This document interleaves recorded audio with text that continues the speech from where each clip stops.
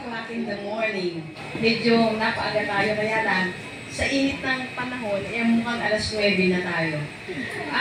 Para po sa mga taga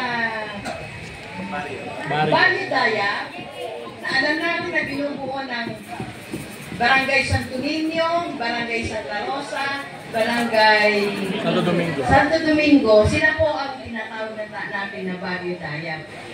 Karamihan dito sa mga community band natin, taga dito, parang paano natin yung community band? Nandito tayo siyempre, sa pumuno ni Atty. Georgie Pablo. Ngayon po ay matutunghayan natin ang mga kapitana ng apat na barangay para po hindi na kayo ma-surprise anong makikita nyo. Sasayaw po sila, sasayaw din ng apatan, pero po yung representative ng Barrio Daya, kumpleto. O yan, yes daw. Yung sa Barrio Daya, kumpleto. Tutula at kahanda. Okay po ba kayo? Okay na sa inyo, mag-start tayo. Baka meron pa tayo minutan. Oo, Ate Levi, ayos na.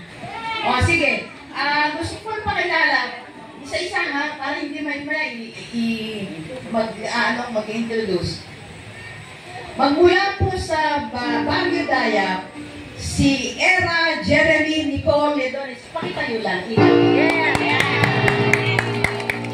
Magmula sa San Roque, si Faith Amber Sapalio.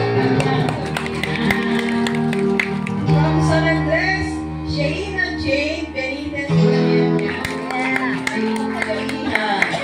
Okay. And from Barangay San Juan, ito lagi yung nakikita sa simbahan.